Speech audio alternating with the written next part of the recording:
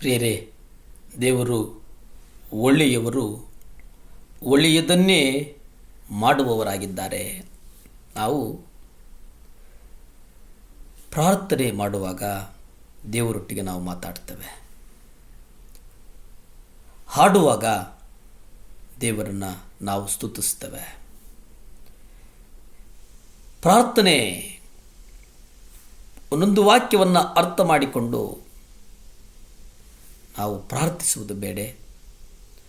ಅಂತರಂಗದಲ್ಲಿ ಇರುವಂಥ ವೇದನೆಯನ್ನು, ಅಂತರಂಗದಲ್ಲಿರ್ತಕ್ಕಂಥ ಆವೇದನೆಯನ್ನು, ಅಂತರಂಗದ ನೋವನ್ನು, ಅಂತರಂಗದ ಅಂತಃಕರಣವನ್ನು ನಾವು ದೇವರಿಗೆ ಅರ್ಥ ಮಾಡಿಸುವುದಿದೆಯಲ್ಲ ಎಂಬುದಾಗಿ ಕೆಲವರು ಹೇಳ್ತಾರೆ. ಆದರೆ ಅದು ಅರ್ಥ ಮಾಡಿಸುವುದು ಬೇಡ. ನಮ್ಮ ಹೃದಯದ ಆವೇದನೆಯನ್ನು ದೇವರ ಮುಂದೆ ಇಟ್ಟು ನಾವು ಬೇಡಿದರೆ ಸಾಕು, ನಮ್ಮ ಪ್ರಾರ್ಥನೆಗಳಿಗೆ ಉತ್ತರಗಳು ಬರುತ್ತವೆ. ಹೇಗೆ ಪ್ರಾರ್ಥಿಸಬೇಕು ಎಂಬುದಕ್ಕೆ ದೇವರು ಮತ್ತಾಯದಲ್ಲಿ ಸ್ಪಷ್ಟವಾಗಿ ಹೇಳ್ತಾರೆ. ನಾವು ಕಪಟಿಗಳಂತೆ ಪ್ರಾರ್ಥಿಸಬಾರದು. ನೀವು ಸುವಾರ್ತೆಗಳನ್ನು ಓದುವಾಗ ಕಪಟತನದ ಬಗ್ಗೆ ಯೇಸು ಬಹಳಷ್ಟು ಹೇಳಿರುವುದನ್ನು ಕಾಣ್ತೀರಿ. ಫರಿಸಾಯರು ಕಪಟಿಗಳಾಗಿದ್ದರಿಂದ ಅವರನ್ನು ಯೇಸು ಕ್ರಿಸ್ತನು ಕಠಿಣವಾಗಿ ಖಂಡಿಸ್ತಾನೆ. ಹಾಗಂತೇಳಿ ಫರಿಸಾಯರೇನು ಒಳ್ಳೆಯವರ? ಫರಿಸಾಯರಲ್ಲಿ ಅನೇಕ ಒಳ್ಳೆಯ ಅಂಶಗಳಿದ್ದವು. ಅವರು ದಿನನಿತ್ಯ ಪ್ರಾರ್ಥಿಸ್ತಾ ಇದ್ದರು. ವಾರಕ್ಕೆ 2 ಬಾರಿ ಉಪವಾಸ ಮಾಡ್ತಾ ಇದ್ದರು. ತಮ್ಮ ಹಣದಲ್ಲಿ ದಶಮಾಂಶ ಮಾತ್ರವಲ್ಲ, ತಮ್ಮ ತೋಟಗಳಲ್ಲಿ ಬೆಳೆದಂಥ ಜೀರಿಗೆಯನ್ನು, ಮರುಗಸೊಪ್ಪನ್ನು 10ರಲ್ಲಿ 1 ಪಾಲನ್ನು ಅವರು ದೇವರ ಸೇವೆಗೆ, ಸಭೆಗಳಿಗೆ, ಸಭಾಪಾಲಕರಿಗೆ ಕೊಡ್ತಾ ಇದ್ದರು. ದೇವರ ಆಜ್ಞೆಗಳೆಂದು ಅವರು ಅರ್ಥ ಮಾಡಿಕೊಂಡ ಸಣ್ಣ ಸಣ್ಣ ವಿಚಾರಗಳನ್ನು ಸೂಕ್ಷ್ಮವಾಗಿ ಪಾಲಿಸುವುದರಲ್ಲಿ ಎಚ್ಚರಿಕೆ ವಹಿಸಿದರು. ಅವರು ಬಾಹ್ಯ ವಿಷಯಗಳಲ್ಲಿ ನೈತಿಕವಾಗಿ ಮತ್ತು ನೇರವಾಗಿ ನಡೆಯುತ್ತಿದ್ದರು. ಸಭಾಮಂದಿರದಲ್ಲಿ ಶಬ್ಬತ್ ಕೂಟಕ್ಕೆ ಅವರು ತಪ್ಪದೆ ಹಾಜರಾಗ್ತಾ ಇದ್ದರು.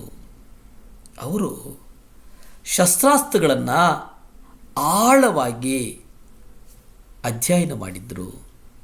ಆದರೆ ಇವೆಲ್ಲವೂ ಇದ್ದು ಯೇಸು ಅವರನ್ನು ಖಂಡಿಸಿದ್ದು ಯಾಕಪ್ಪ ಎನ್ನುವುದನ್ನು ನಾವು ಗ್ರಹಿಸುವುದಾದರೆ, ಅವರು ಪ್ರತಿಯೊಂದನ್ನು ಅವರ ಜೊತೆ ಇರುವವರಿಗೆ, ಅವರ ಜೊತೆ ನಡೆಯುವವರ ಮಧ್ಯೆ, ಅವರೊಟ್ಟಿಗೆ ವಾಸ ಮಾಡುವವರೊಂದಿಗೆ ಅವರು ಮೆಚ್ಚುಗೆ ಪಡೆಯಲಿಕ್ಕೆ ಮಾಡ್ತಾ ಇದ್ದರು.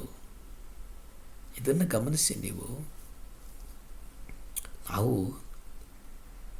ಏನನ್ನಾದರೂ ಮಾಡಲಿ, ಅದು ದೇವರಿಗೆ ಮೆಚ್ಚುಗೆಯಾಗಬೇಕೇ ವಿನಃ ನನ್ನ ಸುತ್ತಮುತ್ತಲಿರ್ತಕ್ಕಂಥವರಿಗೆ, ನನ್ನ ಬಂಧು ಬಳಗಕ್ಕೆ, ನನ್ನ ಮಕ್ಕಳಿಗೆ, ನನ್ನ ಹೆಂಡತಿಗೆ ಅವರ ಬಳಿ ಒಳ್ಳೆಯವನೆನಿಸಿಕೊಳ್ಳುವುದಕ್ಕೆ ಮಾಡುವಂಥದ್ದಲ್ಲ. ಅವರ ಬಳಿ ಕುಡಿಗೈದಾನಿಯಾಗುವುದಕ್ಕೆ ಮಾಡುವಂಥದ್ದಲ್ಲ. ಯೋಹಾನ ಸುವಾರ್ತೆ 12ನೇ ಅಧ್ಯಾಯ 43ರಲ್ಲಿ ನಾವು ನೋಡ್ತೇವೆ, ದೇವರಿಂದ ಬರುವ ಮಾನಕ್ಕಿಂತ ಮನುಷ್ಯರಿಂದ ಬರುವ ಮಾನವೇ ಅವರಿಗೆ ಇಷ್ಟವಾಗಿತ್ತು. ಆ ಫರಿಸಾಯರ ಸಂತತಿಯವರು ದೇವರ ಹೊಗಳಿಕೆಗಳಿಗಿಂತ ಹೆಚ್ಚಾಗಿ ತಮ್ಮ ನಾಯಕರು, ಮನುಷ್ಯರು ಅವರ ಹೊಗಳುವುದನ್ನು ಪ್ರೀತಿಸಿದರು. ಹಾಗಾಗಿ ದೇವರು ಅವರನ್ನು ಖಂಡಿಸಿದರು.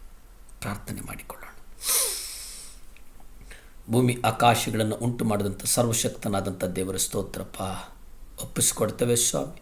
ಯೇಸುವೆ, ನಿಮ್ಮ ರಕ್ತ ನಮ್ಮ ಮೇಲೆ ಚೆಲ್ಲಲ್ಪಡಲಿನಪ್ಪ.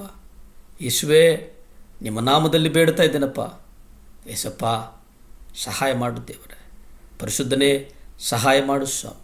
ದೇವಾ, ವಿಶೇಷವಾಗಿ ಸ್ವಾಮಿ ಗಜಾಗಾಗಿ ಪ್ರಾರ್ಥಿಸ್ತೇನೆ ಸ್ವಾಮಿ.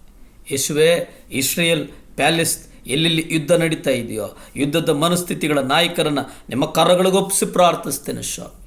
ಯೇಸುವಿನ ನಾಮದಲ್ಲಿ ಯುದ್ಧಗಳು ನಿಲ್ಲಲ್ಪಡಲಿ ಸ್ವಾಮಿ. ಯೇಸುವಿನ ನಾಮದಲ್ಲಿ ನಿಲ್ಲಲ್ಪಡಲಿ ದೇವರೇ. ಶಾಂತಿ ಸಮಾಧಾನ ಕೊಡಪ್ಪ. ಸ್ತುತಿ ಘನ ಮಾನ ಮಹಿಮೆ ನಿಮ್ಮೊಬ್ಬರಿಗೇ ಸಲ್ಲಿ ತಂದೆ. ಆಮೇನ್.